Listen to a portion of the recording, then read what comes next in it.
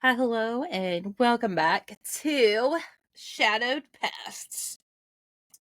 We haven't done a lot of these, so I think it's time we do them because they're not technically true crime based. So,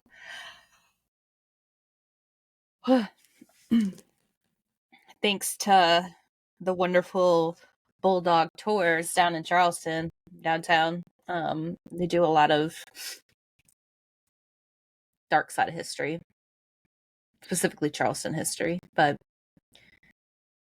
um, during, I don't know if it's like always the case, but I learned a few things about pirates every time I went down there and did this tour. So if you're in the town, in the area, definitely check out Bulldog Tours because they're dope. And they actually have a tour guide by the name of Bruce Orr, and he actually wrote his own history type book that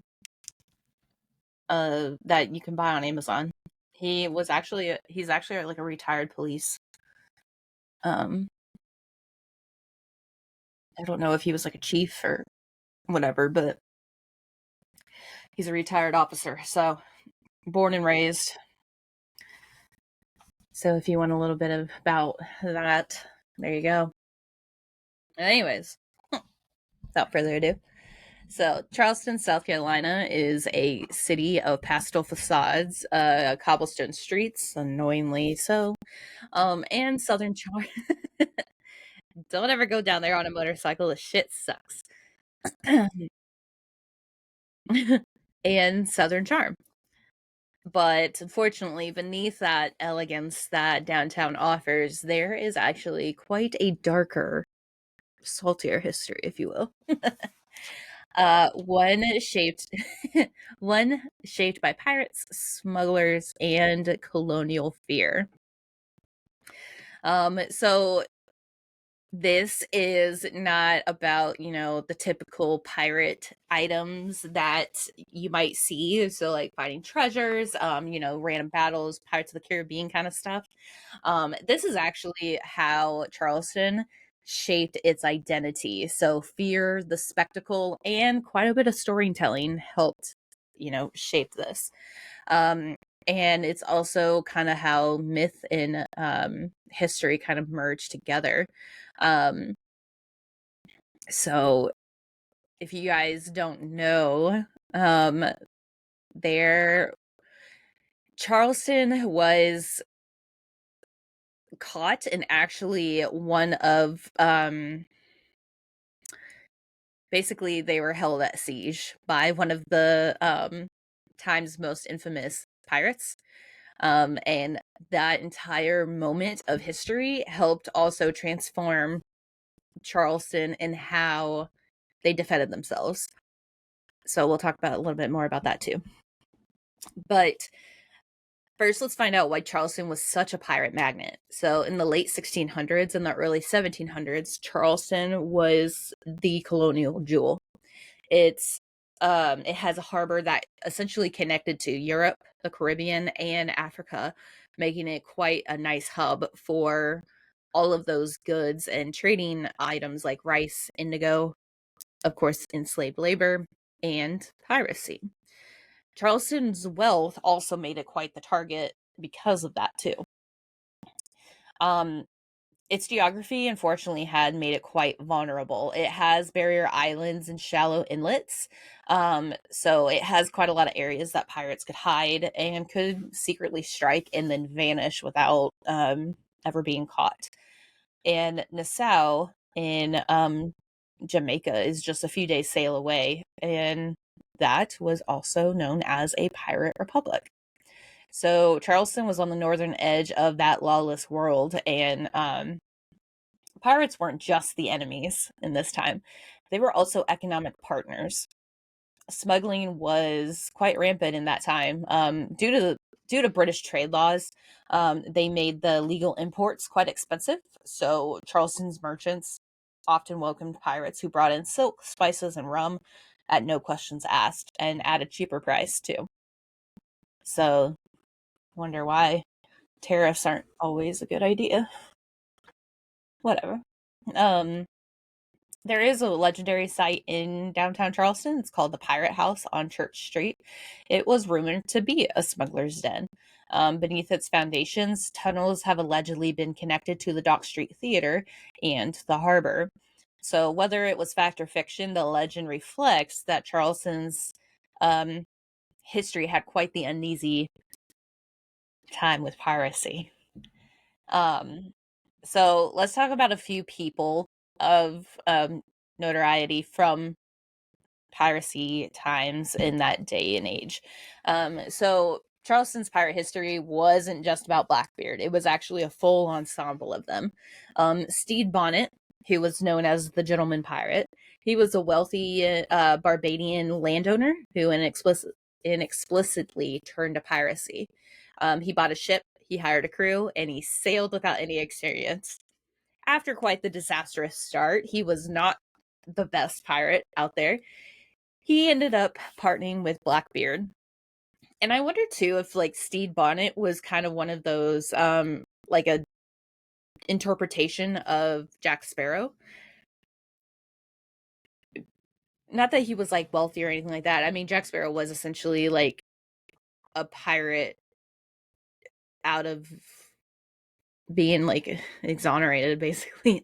Not exonerated, but he was kicked out of the Queen's army or the King's army at the time.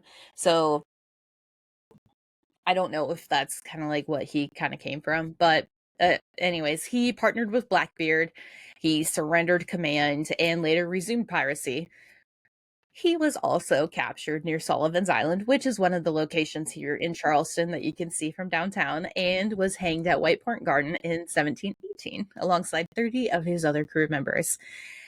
If I remember the story correctly, I don't want to talk about it too much, but he essentially escaped from his little area. He went to Sullivan's Island, which at this time, obviously, there's no cars. There's like it's swampland. It's crocodile, not even crocodile, um, alligator infested. No, we went on the opposite side. You could actually see Sullivan's Island from where we went to the lighthouse. We went to Morris Island. Um, so yeah, he went over to Sullivan's Island and he hid. And then he was later found because he lit a fire and they found him. Well, that's why he wasn't the best. He sailed without experience and a very disastrous start. But that's where he was caught, and then he was later hanged. Another pirate from that time is called Anne Bonny. She was one of the most famous female pirates. She spent a lot of her adolescence in Charleston. She was born in Ireland, though, and she had moved here with her father, who was a lawyer at that time. She later fled to Nassau, who joined Calico Jack's crew and fought alongside Mary Read. Mary Read was another woman disguised as a man. And their story actually challenges gender norms and pirate stereotypes. But there's some that are all also wrapped up in myths. So Mary Read was a pirate who pretended to be a male. She wasn't never actually like she was known as a woman later on, but she didn't start off as that.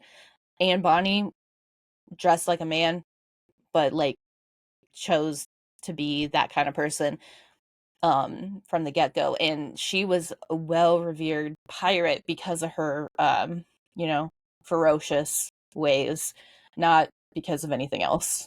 And so like she was a damn good pirate, and that's why she earned her name in history. Another one was called Charles Vane, or Van. I think it's Vane. He was known for his cruelty and defiance, and he briefly raided Charleston's coast. He was one of the few pirates who refused any royal pardons, and he chose rebellion over redemption every time. Um, and these figures weren't just criminals; they were actually symbols at this time. They were symbols of resistance, of chaos, and the fragility of colonial order, which of course, there's always going to be some type of fragile time in history, but not more so when you have your entire kingdom on one side of the world and giant ass location just running rampant over here. Like, no. But the majority of the this we're going to talk about is actually about Blackbeard. So, Blackbeard is one of the most talked about pirate of his time. Um, and he really fucked things up, let me tell you. In May 1718, he blockaded Charleston's harbor with 4 ships and 300 men. For nearly a week, no ships entered or left, so trade halted and panic spread. A lot of people were losing money, and a lot of things were happening, and everybody was getting fucked up. He ended up capturing 9 vessels, including one carrying Samuel Wagg, who was a member of the executive council of that time. But instead of demanding gold, Blackbeard ended up asking for medicine. And it is believed that he was asking for mercury at that time because that was the medicine of choice used to treat syphilis. We also learned about syphilis during that wonderful tour of ours, and we saw quite a few trinkets. So basically, the way mercury was injected into the body for somebody who needed to be treated with syphilis, uh, for the men at least, there is a plunger, and on the end of the plunger was a like skinny tip that would go straight into the penis. Mercury would then be injected into the body, thus curing syphilis, or so they thought. And it ended up making them crazy, which is why a lot of people thought pirates were like crazy drunkards or whatever. Now, I'm not saying they weren't drunkards because they probably were. Sometimes shit gets, you gotta drink when you can, right? But like, this was like insane kind of like things. So, like, what bath salts does to people, that's kind of what syphilis or mercury did to people who were like constantly on it. Um, so Blackbeard just had a wonderful time. Um, so governor at that time, Robert Johnson, he had no naval defense. And with the way Charleston is, like, Charleston is essentially just like a bay. It's got land on the outside, like various islands and all of that, and then it just goes in into like where downtown the peninsula is. Excuse me. So it's very easy to block incoming and outgoing traffic by just blocking off that location. And that's what he did. So he just didn't know what to do, the governor, Robert Johnson. So he just gave in. The ransom was paid, hostages were released, and the damage was done, unfortunately. Because it wasn't just a raid, it was a psychological assault. At this point, Blackbeard's image, you know, with the fuses in his beard, pistols across his chest, it was designed to terrify. And it worked. He was able to do all of this with just a mere 4 ships and 300 men, and he captured 9 vessels. So the fact that he was able to do all of this with a minimal amount, yeah, with a minimal amount of people and like succeed in doing this for an entire week, absolutely fucking insane. And honestly, it's probably because he had fucking mercury in his body. He was insane. So good for him. But that blockade ended up humiliating Charleston. It wasn't just a stunt. It was like straight up a knock to their you know, confidence of everything. Charleston at this point was one of the most wealthiest colonial ports. It had been held hostage for medicine. It had no warships. It had no resistance. Huh? For medicine. My bad. It had no warships, no resistance, no nothing, just straight panic. And that became quite the catalyst. So here's some things that essentially changed in Charleston due to this one moment in time. Just this 1 week of, hey, I just want medicine. Just give me the medicine and then I'll fucking leave. I don't care. Like, they didn't care about anything else but that, which is insane. But Charleston's leaders realized that there was no standing naval force at this time, and it had minimal coastal defenses, which obviously. In response, they rapidly expanded the city's militia. They trained local volunteers and they fortified the harbor. So watchtowers were added and batteries were reinforced, and patrols increased along the coastline. The coastline. Oh my God. The coastline. The coastline. So the city began to shift from a passive trade hub to a. I knew I was going to say it wrong, and then as soon as I stopped myself, then like everything left. Militarized port. So there's like locations that you can go down there. It's mainly from like the Civil War time. But they do have a standing battery and that you can still go out there and walk along the coast and just see the views. It's actually really pretty and it's not loud. There's certain parts of downtown Charleston that can get pretty loud with like all the traffic, but it's actually like a nice little walk around area that you can go check it out. So if anyone wants to go do that, that's fun. And at this time, because of everything that had happened, Governor Johnson ended up commissioning Colonel William Rhett as the, Vice Admiral of South Carolina's fledgling naval force, and he became quite the pirate hunter. You see, Rhett wasn't just a soldier, he was a tactician. He outfitted 2 ships at his own expense, and he sailed north to confront Stede Bonnet, who had resumed piracy under the alias Captain Thomas. Now, this is before he got, murdered. Now, I don't know if he actually got, hung in 1718, or if that just, it was just kind of here, here, here, here, all at one time. Just like a catalyst of events, But the chase actually ended up in quite the dramatic battle near Cape Fear, which is in North Carolina, and Rhett's ship cornered Bonnet's crew in a shallow estuary. So after hours of cannon fire and maneuvering, Bonnet surrendered. He and his men were brought back to Charleston in chains. Dum, bum, bum. To ensure swift punishment for all those who did deal with piracy, Charleston established the Vice Admiralty Courts, special tribunals that bypassed civilian juries. So these courts had tried pirates as enemy of the crown, not citizens. So in the fall of 1718, Charleston held 13 trials for 48 accused pirates, resulting in mass executions at White Point Garden. Oh, anyways. These trials weren't just legal proceedings, they were basically a public theater. So Judge Nicholas Trout, who had presided at the time, and his published records became the foundation for later pirate lore, influencing everything from Treasure Island to modern ghost tours. Pirates were tried swiftly. There was no jury, no appeals, just a rope and a warning. Charleston's legal identity was forged in these moments where justice met spectacle, and the gallows became quite a civic ritual, especially for all those who tried or who became enemies of the crown. But as with all blockbuster films, there are quite a bit of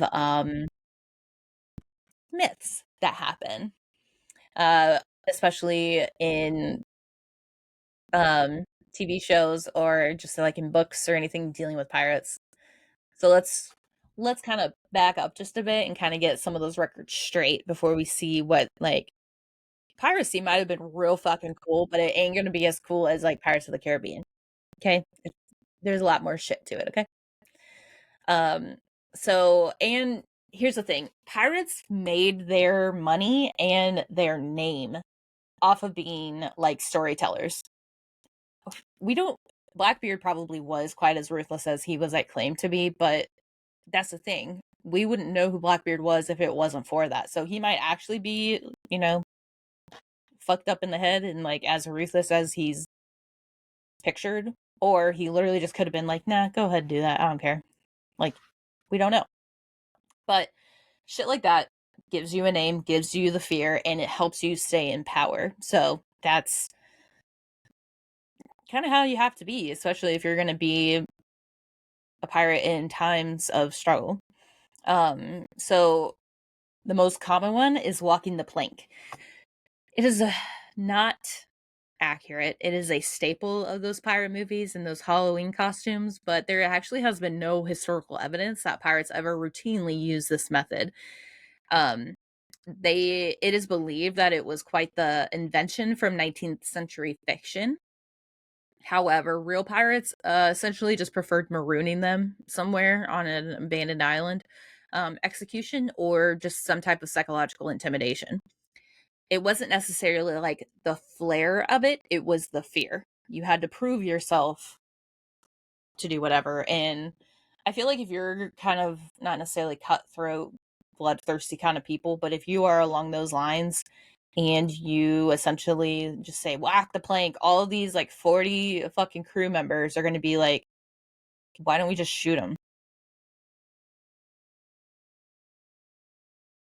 I think there's more flair, more gore, more bullshit in shooting somebody than having them jump off the plank. Like they could fucking survive. So whatever. So if anyone were to do any type of digging into like Stede Bonnet's origin story, um, a lot of people will like often blame that there was a nagging wife for, you know, his turn to piracy. Um, this, I guess, comes from a general history of the pirates from 1724. It was a sensational account that leaned heavily on gossip. So because he was a wealthy landowner from Barbados.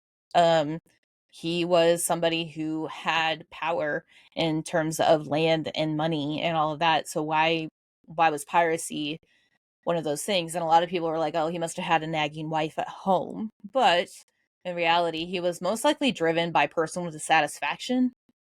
He was older in life too, so well, older as you can get in that time. You would have I was gonna say it's a midlife crisis, and midlife crisis happened, like, in your 50s. He was probably in his, like, 30s when he had this, um, but he also coulda had a desire for adventure, not necessarily like that domestic drama with having a marriage, having land, doing all the taxes, all of that kinda stuff. So his story was reduced to the fact that he probably, had some marital frustration even though his there's probably a lot more complex than that. As I said before, Anne Bonny had actually portrayed herself as a woman who dressed,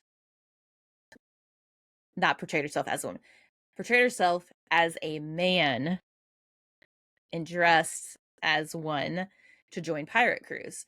She may have worn men's clothing during combat, but she was quite open about her identity aboard Calico Jack's ship. Like I said earlier, she gained her notoriety from her ferocity and her like ruthlessness as a pirate, not just her disguise. Now, again, Mary Read did fight in male attire to conceal her gender and continued that story without, I mean, it later on came out, but essentially, Mary Read was always dressed as a man and acted like one too. Um, and a lot of people believe that Blackbeard wanted treasure because of how rich Charleston was at that time due to all of the different trading goods that they received and sent out. So a lot of people just assumed that Blackbeard wanted treasure and nothing more than that. Again, he didn't want gold or jewels. He actually asked for medicine because his crew was obviously suffering from something. And it was a strategic way to keep his crew alive, but also what did it say? Like psychological sort of attack. It wasn't to get rich or it wasn't to do anything. It was a strategic way to probably keep his crew alive, which a lot of people believe that pirates just want treasure, which that's not, you know, not the case. But it's not, I don't think it's as it wasn't as fantasized as it is today. uh and sometimes you got to do stuff to get supplies. So, got to do what you got to do, right? Um you got to take over a whole city so you can get money. or medicine. Um, so a lot of people also believe. I think this one specifically comes from like Pirates of the Caribbean because like there's a code, there's this, there's that.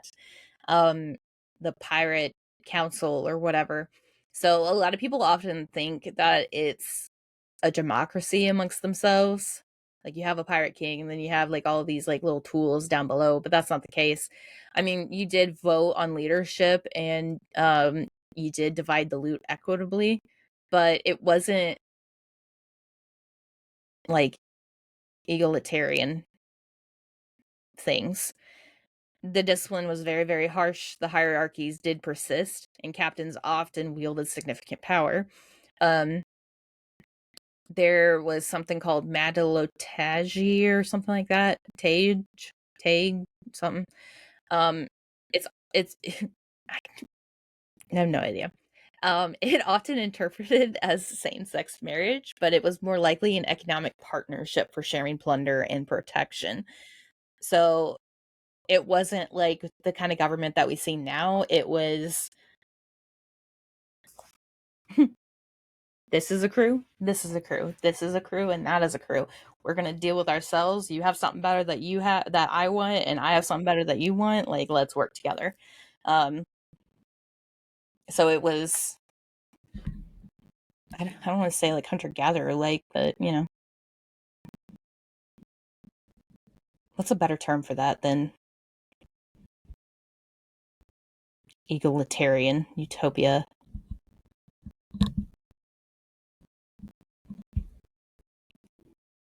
I don't like using like egalitarian because not a lot of people out there might not know what that is, but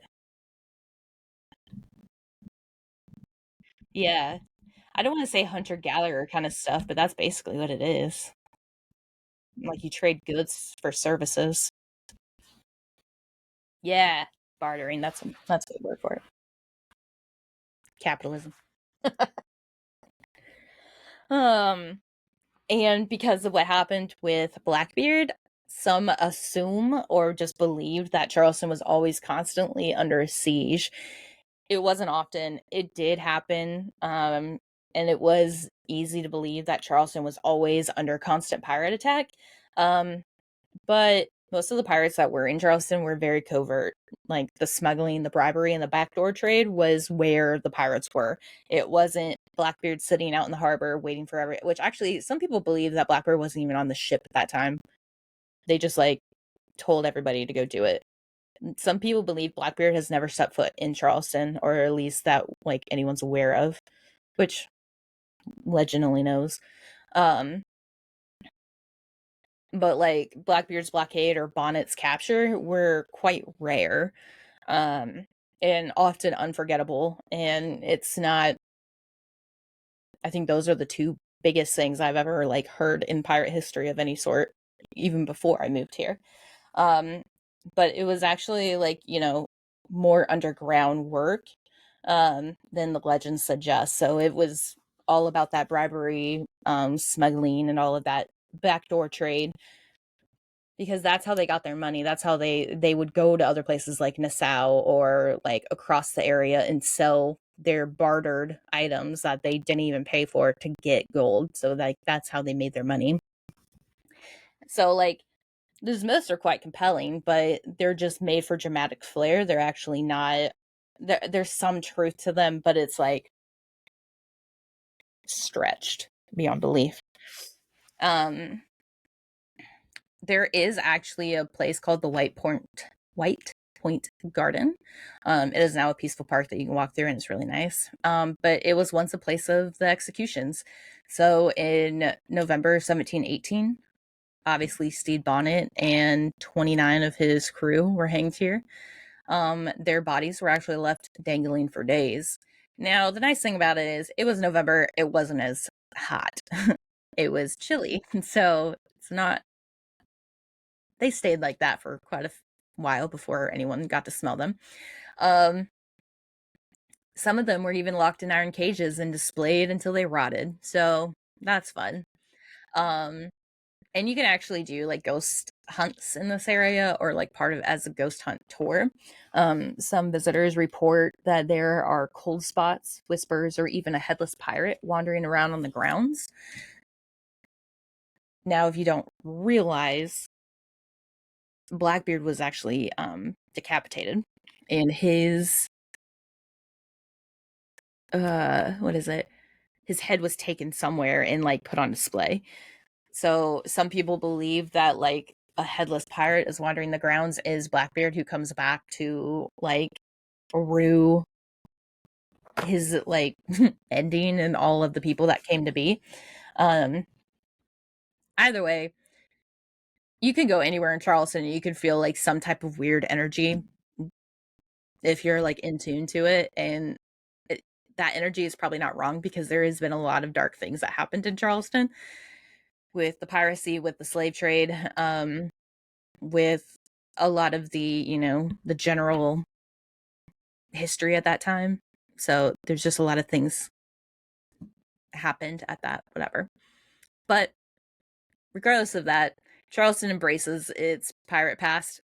Um, they talk a lot about Ghost Tour, or they talk a lot about Blackbeard's shadow, his history, and all of the pirate things that have happened. The pirate house still stands, and the gallows at White Point Garden remain a silent reminder of the city's reckoning. You can actually, there is a location that is, I don't remember if it's called like the magazine. It's like the magazine museum. There is actually a house that sits right next to it. Um, and people claim that they have seen pirates wander through the house. It's privately owned, but like previous tenants and before it was privately owned claim that it has pirate things going on in there, whether they hear shackles or they see people walking or whatever the case is. It actually, they died, like if this is the house and this is the magazine area, they actually died in the magazine like front lawn by hanging, or like by I think it was actually maybe by shooting them like in a line. But either way, supposedly there's like ghosts in this house over there that you can't go in and do any investigation, but apparently they're there. Um, and so obviously Charleston has had quite the history of violence with piracy, especially with the trade, the law, and the identity. So not only has Charleston evolved because of piracy, but they also flourished because of piracy. So it gained a better defense system because of them, and it also was just as rich because of them. So it's kind of crazy about that too. But there's a lot of things. People claim that Blackbeard's phantom ship can be seen in the harbor sometimes. Stede Bonnet's restless spirit travels all through the local area. There are Gola legends tied to colonial trauma from their like slavery. So there's a lot of things left unexplored in Charleston. So yeah. So we've talked about the harbor's edge. We've walked with the gallows, and we talked about ghosts, where they could be seen, what has led Charleston and its pirate past to, be stitched into its soil. Because there is a lot of blood, sweat, tears, and bullshit. Yeah. But as always, the truth always remains regardless of time and history that has passed. So until next time.